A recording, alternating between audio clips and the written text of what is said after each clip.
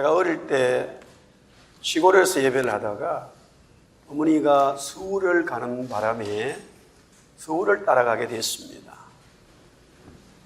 거기는 서울시 도봉구 삼양동 25번 종점 있는 그 집이었습니다. 보니까 여기 우리 선집사님 그 동네에 살았다고 그러는데 삼양교회였습니다. 우리 이모부는 그 가정은 신앙생활을 하지 않았습니다. 그렇게 교회를 가게 되고 어릴 때죠.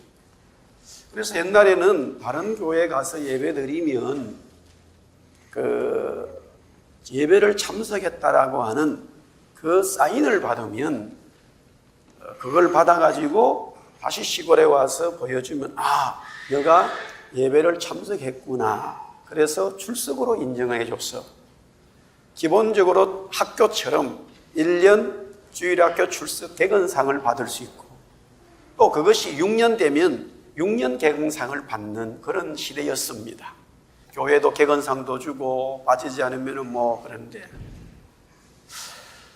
초등학교 때 그 어머니를 따라서 갔던 그 삼양교회 서울에 가면은 교회가 다를 줄 알았습니다. 깡촌에서 예배드리는 그 교회와 서울 시내에서 예배드리는 그때의 서울 간다는 것은 너무너무 상상하기 어려웠습니다. 어떤 아이들은 사실은 초등학교 때 어느 날 자기 서울 간다는 거예요. 그래가지고 그날 밤, 그 다음날 서울 갔다 왔다고 나 서울 갔다 왔어 막 이렇게 말을 하는 거예요. 말 올리면 서울 말이야. 근데 알고 보니까 읍내 갔다 왔거든요. 하루 만에 서울 못 갔다 왔어요, 그때는. 그런데 그것을 다 믿었습니다. 그러니까 서울도 가지도 않았으면서 막 서울 가니까 사람도 많고 가게도 많고 막 이런 자랑을 어디 막 들어놓는 거죠. 정말로 그런 설레는 마음으로 서울에 도착했지만 특별히 저는 신앙생활하는 어린 아이였기 때문에 주일날 그 교회 가서 예배하는 게 되게 아주 이제 설렜죠. 우리 이모가 교회를 다녔더라면은 그래 내가 여기 나가는 게 같이 가자면 되는데 우리 이모는 안 다녔으니까 문을 열면 바로 한 10m 정도밖에 되지 않아요. 교회가 있었어요. 그래서 주일학교 때 이제 가서 예배를 드렸죠. 시골에서 예배 드리는 것과 차이가 없어요. 서울도 별거 아니네. 똑같네.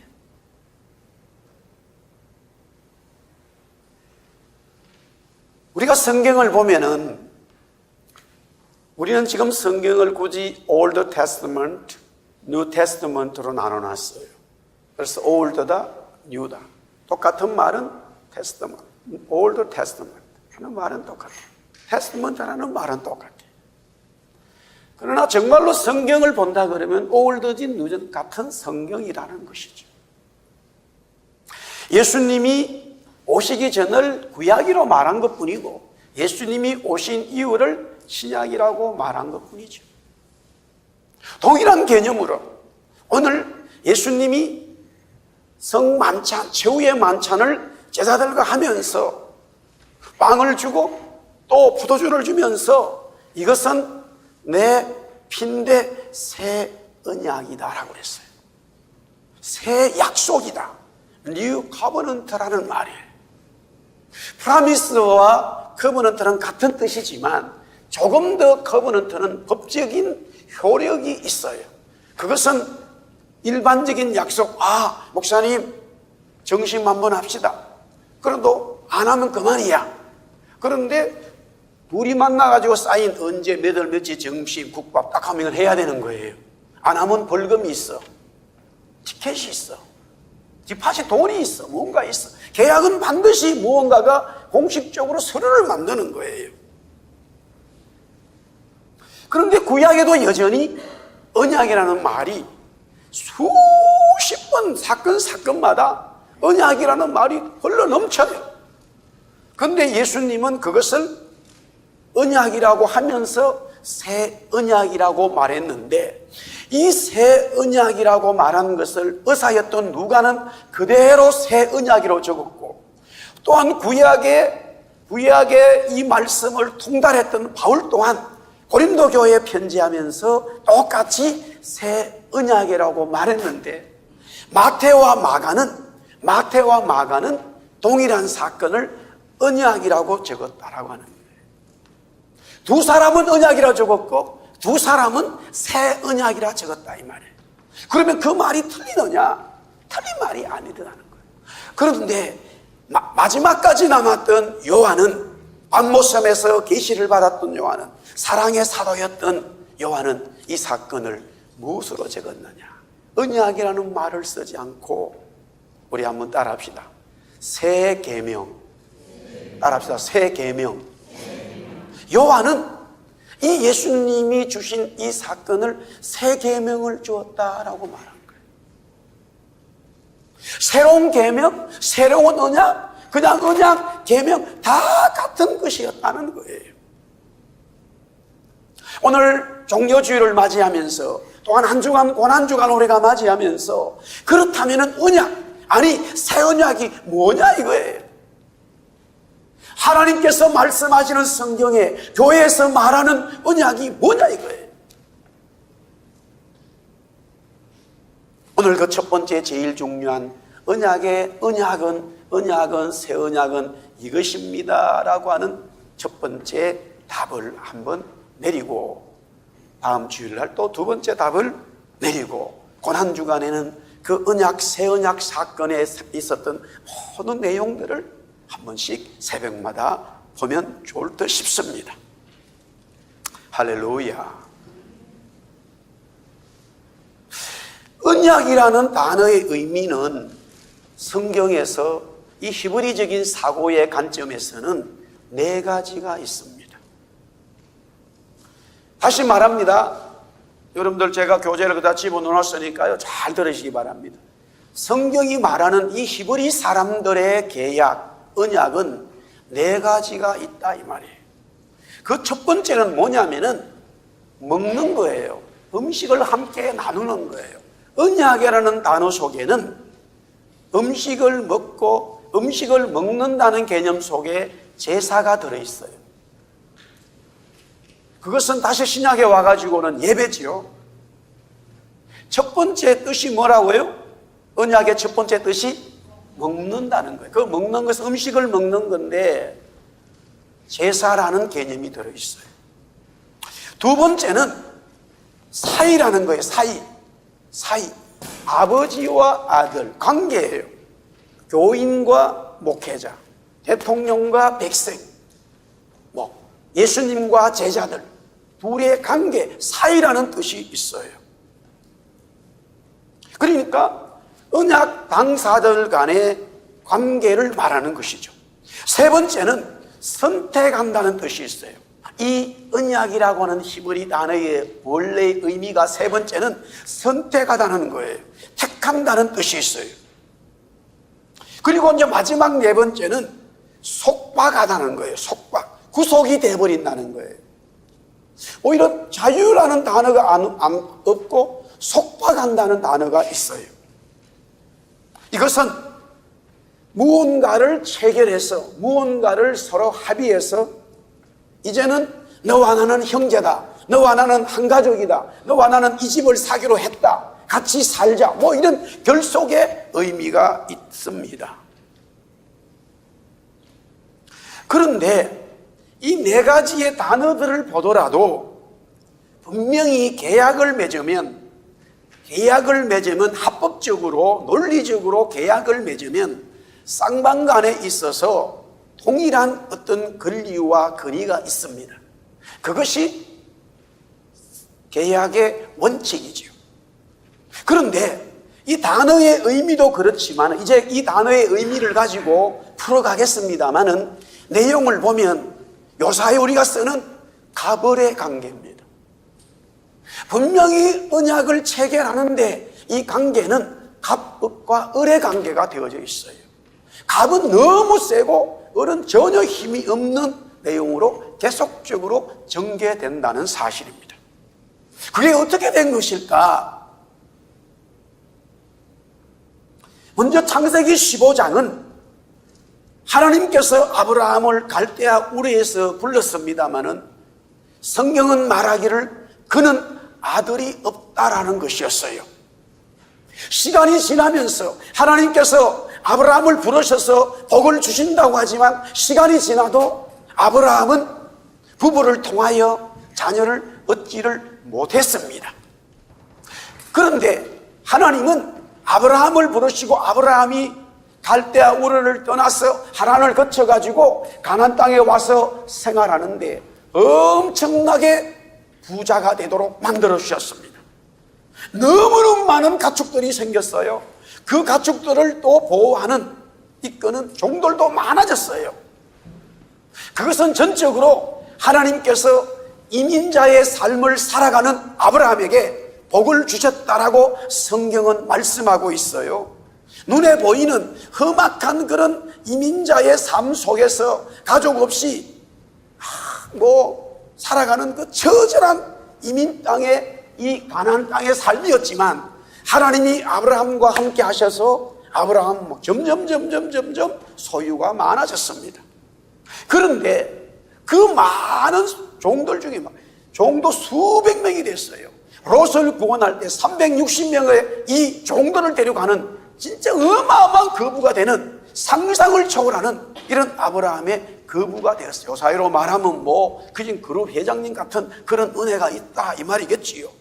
그 중에 엘리에셀이라고 하는 이 종이 가장 아브라함을 어떤 일이 있더라도 변하지 아니하고요. 그렇게 엄청난 재정들이 생기지만은 여기서 말하면 뒤로 챙기지도 아니하고 하여튼 주인인 이 아브라함을 얼마나 잘 섬기는지. 그래서 시간이 지나면 지날수록 아브라함은 점점 내 이 모든 재산을 갖다가 다 엘리에셀에게 물려줘야 되겠구나. 단순히 재산을 주는 것만 아니라 내가 아들이 없기 때문에 자녀가 없기 때문에 내 모든 소유와 그것을 계약을 이 종에게 넘겨야 되겠다. 그렇게 마음을 먹었습니다. 그때의 하나님은 아브라함에게 나타나셔서 아브라함아 아니야. 네 종 엘리에셀은 종이지 너의 후사가 아니야. 그러면 주님 하나님 어떡합니까? 지금 나는 아이를 가질 수가 없는 늙었는데 걱정하지 마라. 두려워하지 마라. 내가 너의 방패고 내가 너의 상급이기 때문에 내가 너를 통하여 아들을 주마. 정말요? 그래. 내가 너를 통해서 너희 부부를 통해서 아들을 주겠다.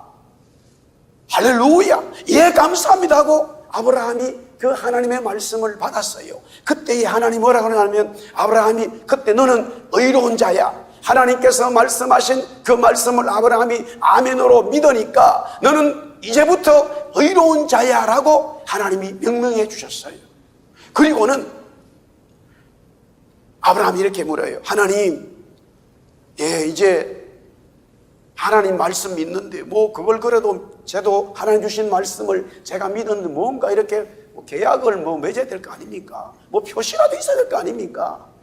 당연하지. 그래서 오늘 짐승을 준비하라는 거예요. 잡아라는 거예요. 그래서 이제 짐승을 잡아가지고 바로 불을 피워서 다 태워보는데 하나님은 아브라함아 잡아놓기만 잡아놔라는 거예요. 그것도 이상하네. 그때의 고대 근동 지방의 어떤 언약을 체결하게 되면 반드시 불을 피워가지고 짐승을 잡아서 이제 막 태웁니다. 태우는 중간에 쌍방간에 그 제물 앞에서 왔다 갔다 하면서 여기는 내 땅이고 저기는 네 땅이고 이 집은 내 집이고 저 집은 내 집이고 네 집이고 이 우물은 내 것이고 서로 간에 뭔가 쌍방의 계약을 맺는데 분명히 계약을 맺는 것은 틀림없는데 하나님은 아브라함에게 짐승을 잡아서 제단을 만들어가지고 그 위에 얹어놓고는 그냥 가만히 두라는 거예요. 가만히 두니까 냄새가 나잖아요. 그 더운 지방에 여러분들 짐승 잡아보세요. 금방 그러니까 솔개가 그냥 그 냄새 맡고 휙 날라와가지고 고기 덩어리를 먹으려고 그냥 날라오는 거예요. 그래서 아브라함이 계속 쫓아낼 수밖에 없어. 하나님이 빨리 불을 붙이라 그러면은 모든 제사가 계약이 끝나버릴 텐데 하나님 말씀하지 않으시네요. 그런데 계속 짐승들은 날라와가지고 그걸 먹으려고 하니까 아브라함이 계속 그거를 쫓아냈습니다. 그렇게 몇 시간 하다 보니까 너무 피곤했던 모양이라 잠이 들어버렸어요. 여기 아주 표현적으로 너무너무 재미있는데요. 그렇게 되어지면서 해가 질 때가 되었는데, 해가 진다는 것은 당연히요, 해가 지면 어둠이 몰려오지요. 그거 모르는 사람 없어요. 아니, 해가 지면은 어둠이 몰려오고 아침에 해가 뜨면 밝아지는 거, 그거 모르는 사람 없어요. 그것은 무슨 박사학위 대학 가서 공부할 거 아니에요. 다 아는 거예요. 사람만 아는 게 아니라 동물도 알고요. 모든 삼다만상의 나무나 풀도 다 알아요. 하나님께서 그렇게 창조했지요. 그런데 굳이 오늘 창세기 15장 12절에 보니까 해질 때에 아브라함이 깊은 잠이 임하였고, 문제는 해질 때에 흑암이 오는 것은 당연한데 큰 흑암과 두려움이 누구에게 임하냐면은 아브라함에게 임한다는 거예요. 여러분, 오늘 여기 예배드리고 지금 2시간 넘는데요. 자, 3시간 넘었는데 저녁 되면은 다 어두워지죠. 그 어두워진다고 나 두려움 떠는 사람이 있어. 아마 무슨 병이 있는 것 같아, 그 사람. 당연히 저녁 되면 어두워지죠. 근데 오늘 말씀해 보니까 아브라함이 그것을 몰랐어가 아니라 그 제사를 드린 이후에 흑암이, 그러니까 해가 지는데 흑암이 밀려면 당연히 밤이에요. 그런데 아브라함은 스스로 자기 속에 무엇이 왔냐면 두려움이 밀려왔다라는 거예요. 결국 이 사건을 통해서 하나님은 뭐라고 그러냐면은 오늘 말씀해 보니까 그날에 18절에 그날에 여호와께서 아브라함과 더불어 언약을 세웠다라는 단어예요. 우리 한번 따라합시다. 하나님께서 저와 여러분들과 함께 언약을 세우셨다. 오늘 여기 보니까 하나님은 아브라함과 언약을 세웠다라는 표현이 나오는 거예요. 언약을 세웠다. 하나님의 은혜가 온다. 하나님의 복음의 역사가 임한다. 하나님이 그 은혜를 준다. 우리 인간은 거기에 보이지 않는 영적인 암흑세계의 이 공격을 받게 되어져 있어요. 참으로 이것은 성경 전체의 사상이에요. 예수님이 십자가를 지심으로 언약을 완성하는데 거기에 제자가 자기를 팔아버리고 제자가 자기를 배신하고 거기에 호산나 호산나 하면서 엄청나게 노래했던 하나님 주님 우리를 구원하여 주소서, 그런 뜻이잖아요. 그랬던 사람들이 한 달도 아니에요. 한 달 돼서 변했다 그러면 좀 그래도 그것도 1년도 아니에요. 일주일도 안 돼가지고 똑같은 사람들이 어떻게 예수님을 죽이는 일로 앞장설 수 있다 이 말입니까? 그것은 바로 흑암이 밀려올 때에 사람들은 그 흑암 속에 잡혀버린다는 거예요. 내가 알든 모르든 흑암이 밀려올 때에 흑암에 잡혀버리는 거예요. 아브라함도 예외가 없어요. 하나님이 그렇게 해주신 날 믿고 아멘 아멘 해서 하나님이 너는 의로운 사람이야 라고 명명해 줘도 흑암이 밀려올 때에 두려움이 생기는 것이 인간이라 이 말이에요.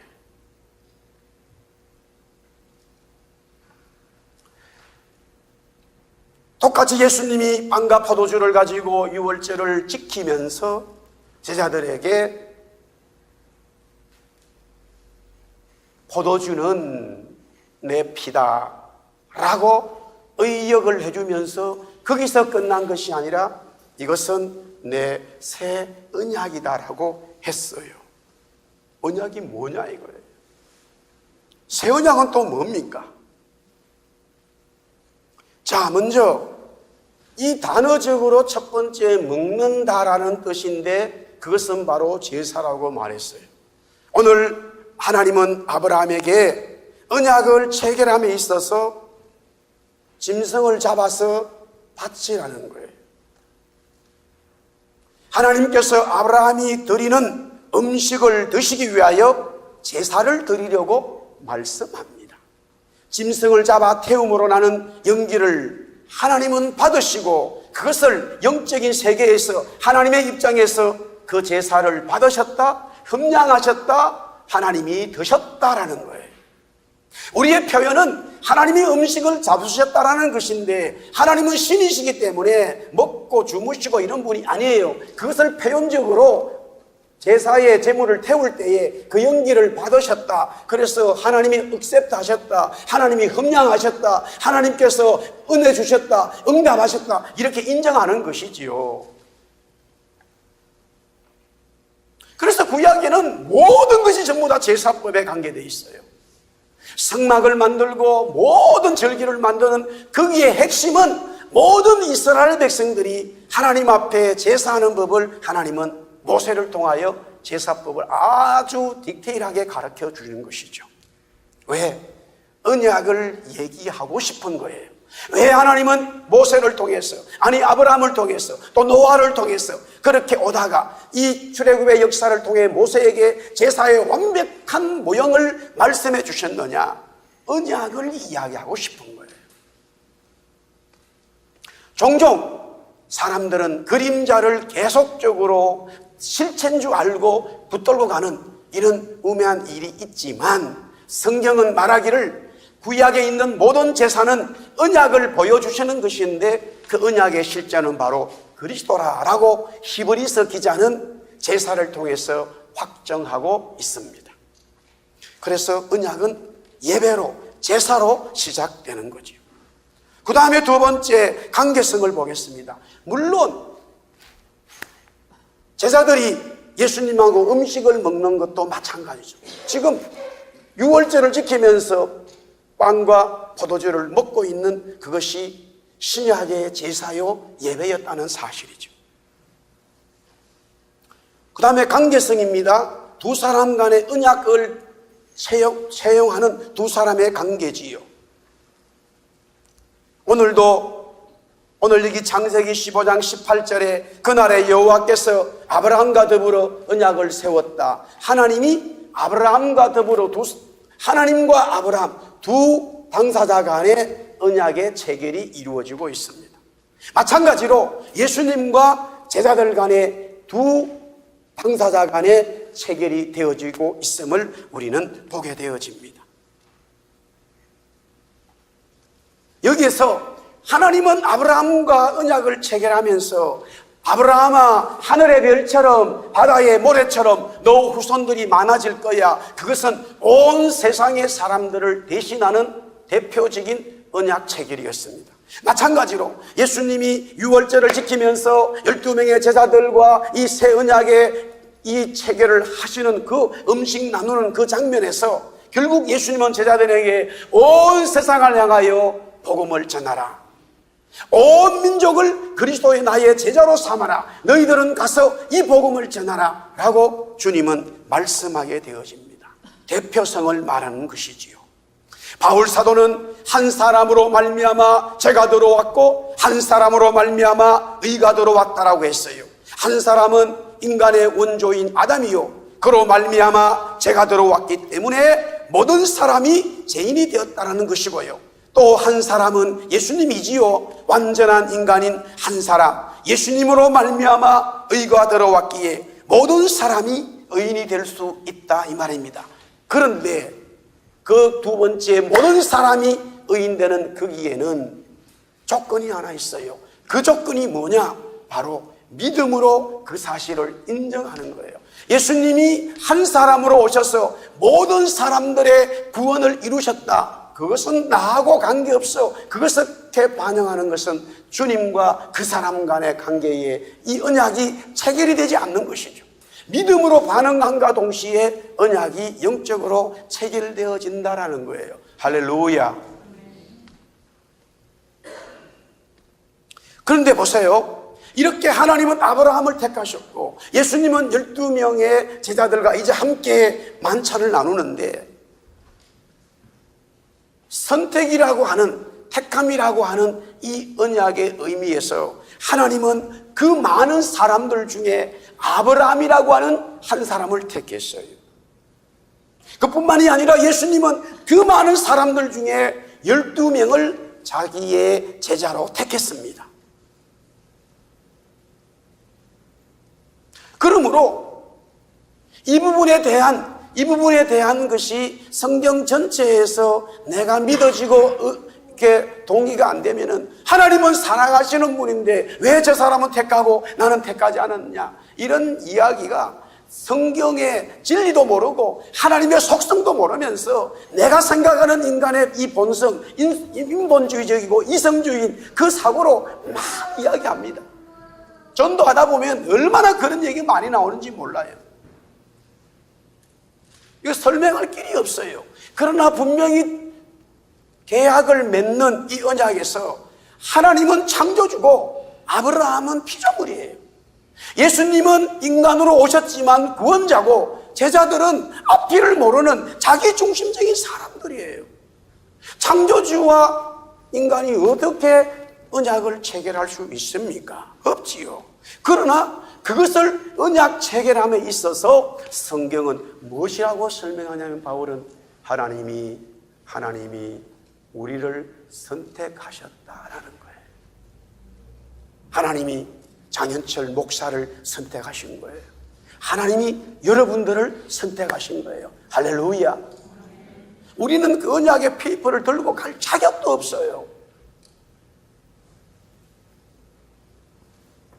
그래서 오늘 여기 보니까 그렇게 선택을 해주신 하나님, 선택을 해주신 예수님께서 이제 결속되는 거예요. 마지막 결박시키다, 결속하다, 하나되다라는 거예요. 예수님이 마지막 십자가 지시기 전에 기도의 핵심은 하나되는 기도였어요.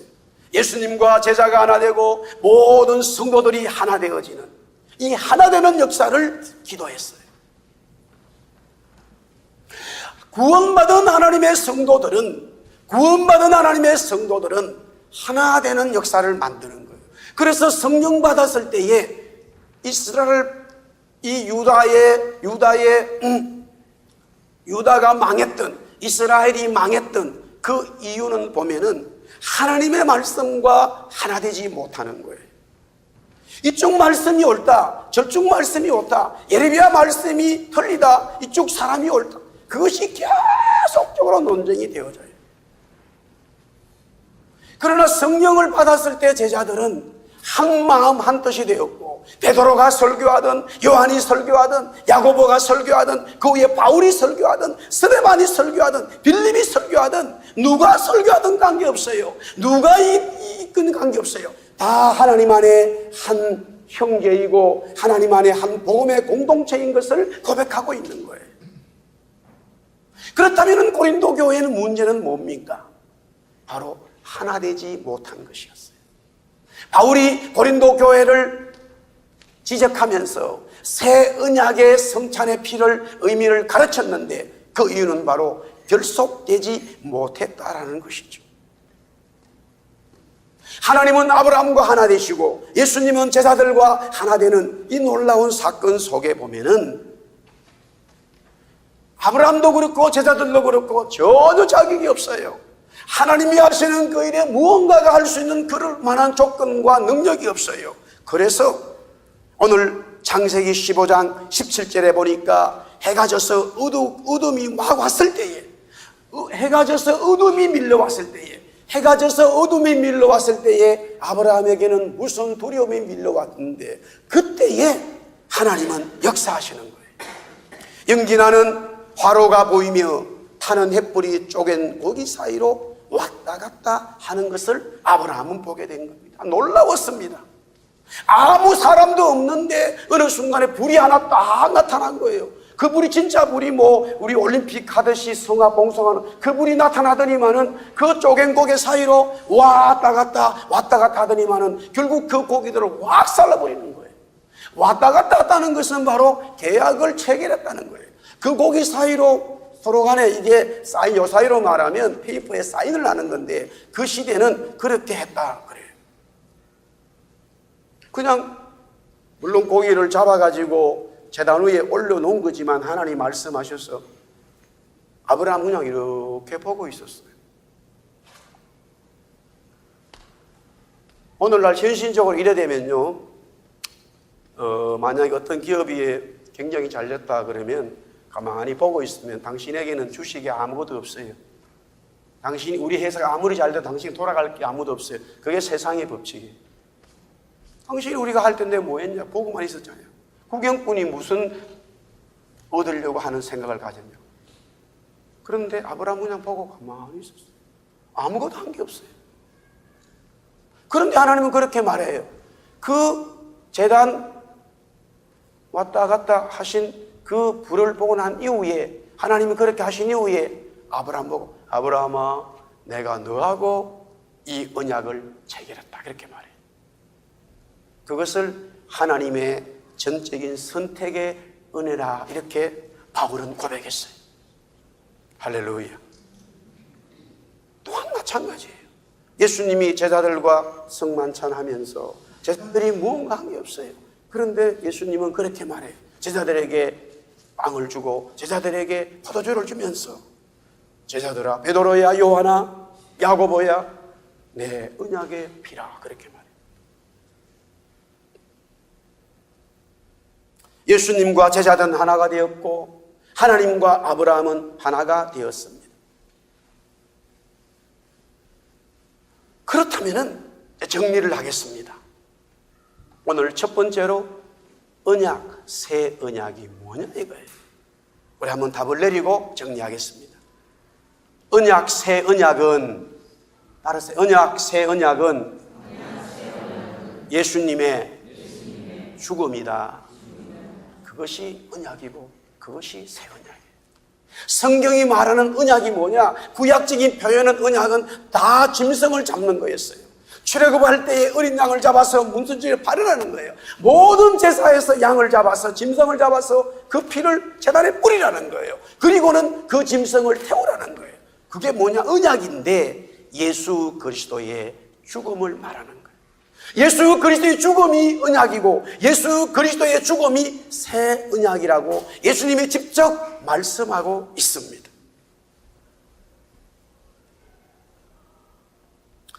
예수님은 새끼 나귀를 타시고 예루살렘으로 입성하셨습니다.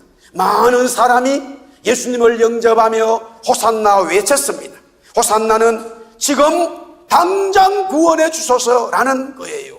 그 많은 사람들이 예수님을 구원자로 인정했다라는 것이죠.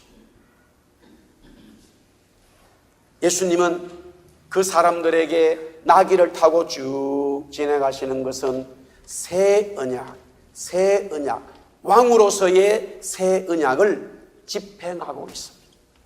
예수님이 나귀를 타시고 예루살렘에 입성하시는 것은 새 언약을 이루시기 위하여 가는 예수님의 발걸음이죠.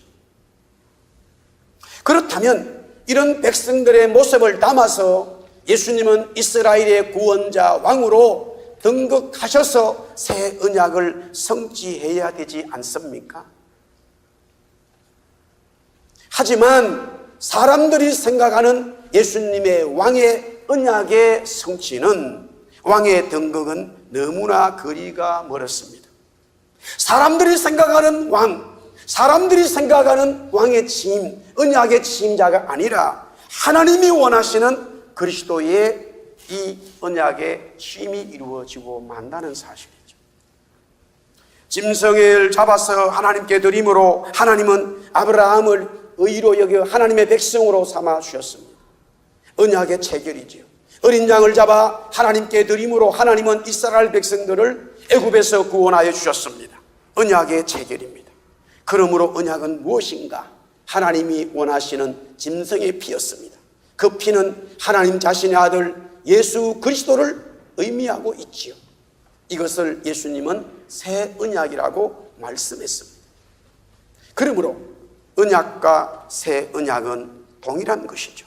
바로 예수 그리스도의 십자가의 죽음의 피를 말하고 있습니다. 우리 한 번 더 따라합시다. 예수님의 피가 언약이요, 예수님의 피가 새 언약입니다. 할렐루야. 사랑하는 성도 여러분, 저도 그렇고요. 예수님이 십자가에 죽으신 그 피가 여러분의 언약의 피가 계십니까? 그분을 구세주로 영접하십니까? 하루간, 한 주간 승리하기를 예수님의 이름으로 축복합니다. 우리 한번 다 일어나서 찬송하겠습니다.